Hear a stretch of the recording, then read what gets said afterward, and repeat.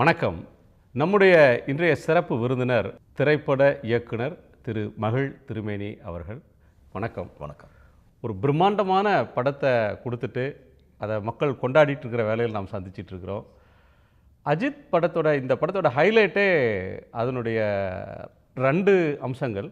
ஒன்று கிளைமேக்ஸ், இன்னொன்று அந்த த்ரில்லர். இதுக்கு கொடுத்துருக்கிற ஒரு வித்தியாசமான ட்ரீட்மெண்ட். அந்த கிளைமேக்ஸ்லேருந்தே ஆரம்பிக்கலாம்னு நினைக்கிறேன். பொதுவாக ஆரம்பத்துலேருந்து ஆரம்பிப்பாங்க, நீங்கள் கிளைமேக்ஸ்லேருந்து ஆரம்பிக்கிறீங்க.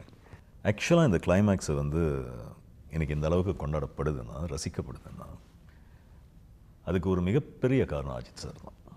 அவர் கொடுத்த இன்புட்ஸ் தான் இந்த கிளைமேக்ஸ் இந்த மாதிரி உருவானதுக்கு அடிப்படை காரணம். ஆக்சுவலாக இதில் ஒரு ரிஸ்க் இருக்குது. ஸோ அந்த ரிஸ்க் ஃபேக்டர் நினச்சி நான் கொஞ்சம் பயப்பட தான் செஞ்சேன். ஏன்னா இட்ஸ் 1-to-1 சரியா கடைசியில். And after the fights and after the usual format ஒரு உரையாடல் ஒன்று நடக்கும் சாருக்கும் அர்ஜுன் சாருக்கும் இடையில். அந்த உரையாடலுடைய போக்கில் சாரை பார்த்து சில வார்த்தைகள் சொல்லுவார் அர்ஜுன் சார். சரியா, லைக் ஃபார் எக்ஸாம்பிள், நீ பெரிய ஹீரோவா அப்படின்னு கேட்பார். அதுக்கு சார் சொல்லக்கூடிய பதில் என்னவாக இருக்கும்னா, இல்லைன்னு ஒரு சார். இது எந்த இயக்குனராலையும் தானாக யோசித்து இப்படி ஒரு லைன் எனக்கு எழுதிட முடியாது. நம்ம ஒரு மாஸ் ஹீரோவை எக்ஸாக்ட்லி ஒரு அல்டிமேட் ஸ்டார்ஸ் எடுக்கிறப்ப நீ என்ன பெரிய ஹீரோவான்னு கேள்வியும் கேட்க முடியாது, அந்த டைலாக் வைக்க முடியாது. எக்ஸாக்ட்லி. அதுக்கு அவர் எப்படி ரெஸ்பாண்ட் பண்ணுவார்? ப்ளோட்டட் ஈகோன்னு ஒன்று இருக்குல்ல. ஆமாம் அது ஏற்றுக்குமா? ஏற்றுக்காது கண்டிப்பாக. ஸோ நீ பெரிய ஹீரோவா அப்படின்னு கேட்கும்போது அங்கே எந்த விதமான ஒரு பஞ்ச் எதிர்வினையும் சார் கொடுக்கறதுக்கான இடம் உள்ள இடம் தான் அது. ஆனால் சார் சொன்ன பதில் இல்லைடா அப்படின்னாரு. சரியா, இந்த டயலாக் ஆக்சுவலாக சார் சஜஸ்ட் பண்ணின டயலாக் தான். அது தனியாக பார்க்க தெரியல எனக்கு. அவர் ஃபஸ்ட்லேருந்து சொல்லிகிட்டு இருக்காருல்ல, என்னைய எனக்கு ரசிகர் மன்றங்கள் வேண்டாம், என்னைய தலைன்னு கூப்பிட வேணாம், என்னைய ஏகேன்னு கூப்பிட்டா போதும், அஜித்தே கடவுளே அப்படின்னு சொன்னால் அப்படிலாம் கூப்பிடாத அப்படின்னு சொல்கிறது. ரசிகர்னா உன் வேலையை பாரு, உன் குடும்பத்தை பாரு, இதுக்காக உன் லைஃப்பை வேஸ்ட் பண்ணாத அப்படின்னு ஒரு கன்சர்னோட சொல்கிறது இருக்குல்ல, அதோட நீட்சி தான் இதுன்னு நினைக்கிறேன். எக்ஸாக்ட்லி. அர்ஜுன் சாரே கொஞ்சம் தகச்சார், இந்த டயலாக் வேணுமா அப்படின்னு கேட்டார்.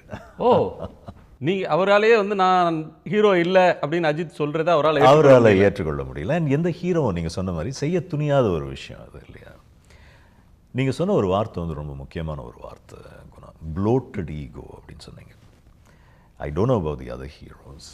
ஆனால் அந்த ப்ளோட்டட் ஈகோ சிறிதும் இல்லாத ஒரு மனிதராக தான் நான் அஜித் சாரை பார்த்தேன். அண்ட் இந்த படத்தில் அதுவும் குறிப்பாக அவருடைய இமேஜ்னு ஒன்று இருக்குல்ல, அந்த இமேஜை பற்றி அவர் கவலைப்படவே இல்லை. அவர் கவலைப்பட்டதெல்லாம் இந்த ஸ்டோரி, அந்த ஸ்டோரியில் அவருடைய கதாபாத்திரம்.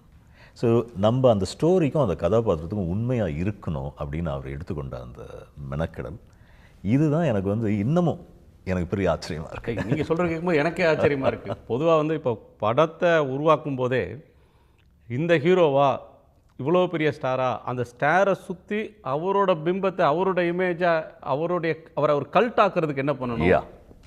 அவர் பெருமையை பேசுறதுக்கு சில பஞ்ச் டைலாக்ஸ், அவருடைய பெருமைக்காக ஒரு ஓப்பனிங் சாங், அவரை சுற்றியே மொத்தமும் இருக்கிற மாதிரி இருக்கும். கதைன்னு ஒன்று இருக்காது.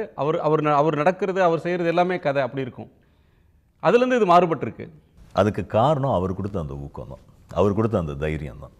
இது இந்த ஒரு சீனில் மட்டும் இல்லை, படம் நெடுகிலுமே அவர் அந்த காரியத்தை பண்ணி. உடனுக்குடன் செய்திகளை தெரிந்து கொள்ள சன் நியூஸ் பெல் ஐகானை கிளிக் பண்ணுங்க.